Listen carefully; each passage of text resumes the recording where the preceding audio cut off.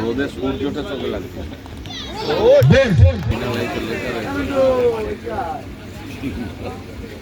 বল করতে গেছেন রাজুদা, যিনি এই মাঠের প্রতিটি ঘাসকে চেনেন, সেই প্লেয়ার বল করতে গেছেন।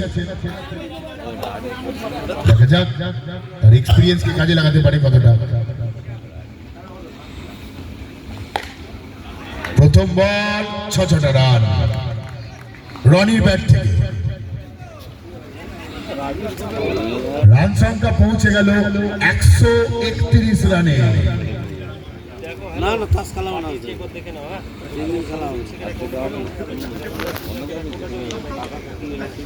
গাড়ি চালাচ্ছি রাখছি। হ্যাঁ দেখে নাও, দেখে নিয়ে আমার রিং ব্যাক করো।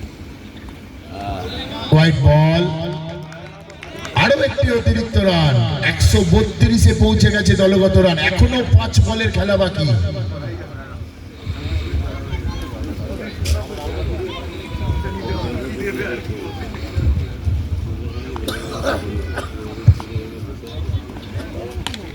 নো বল এবং আরো ৬টি রান।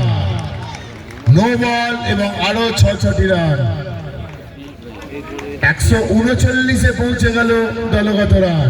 এখনো ৫ বলের খেলা বাকি। আমরা আপাতত পেয়েছিলাম ১৪৬ রান ছিল হাইয়েস্ট রান। হয়তো এই ম্যাচে সেটাও টপকে দিতে চলেছে।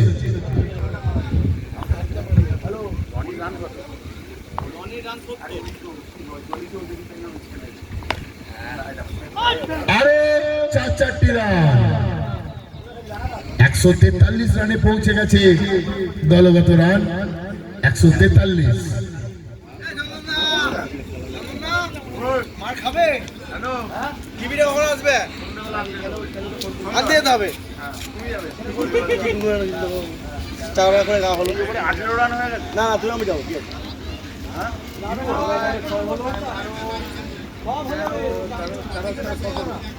ওয়াইড হয়েছে না?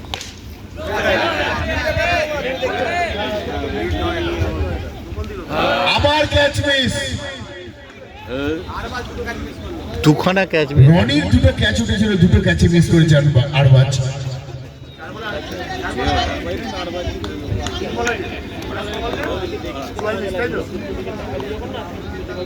রোদে সূর্যটা চোখে লাগছে। আগেই বলেছিলাম মাঠের প্রতিটা ঘাসকে চেনেন তিনি। আগের বলে ক্যাচ তুলেছিলেন, কিন্তু ফিল্ডার সেই ক্যাচ তালুবন্দি করতে পারেনি। কিন্তু পরের বলে আর কিন্তু রাজুদা কোন ফিল্ডারের উপর ভরসা করেননি, ডাইরেক্ট বোল্ড আউট করে ফিরিয়ে দিলেন অভিজিৎ ঘোষালকে। পরের ব্যাটসম্যান তাদের দলের আইকন প্লেয়ার জিসান খান। বল হাতে তার জাদু আমরা দেখেছি। ৪ বলে ৪টি উইকেট নিয়েছিলেন।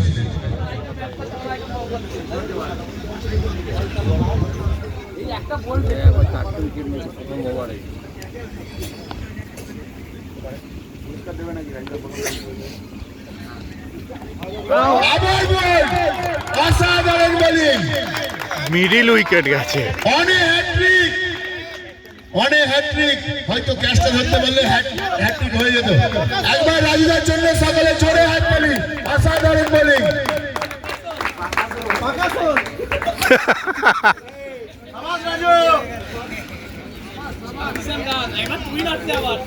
হ্যাট্রিক নিতে পারলে নগদ ৩০০ টাকার পুরস্কার রয়েছে রাজুদার কাছে। পুরস্কারের হাতছানি। নতুন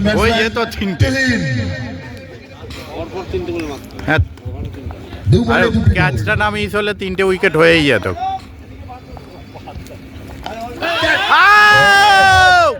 হ্যাট্রিক হতে হতে বেঁচে গেল।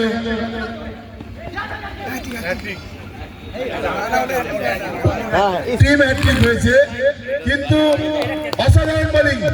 ৪ বলে ৪টি উইকেট পেতে পারত রাজুদা। খুব সুন্দর বল করেছেন।